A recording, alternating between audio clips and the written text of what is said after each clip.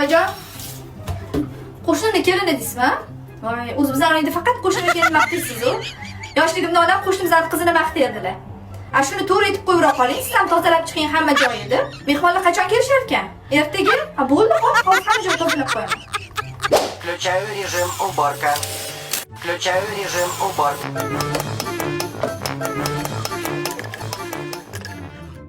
Kelin bo'lishim, ugal-uklarni tegini ham surdingizmi?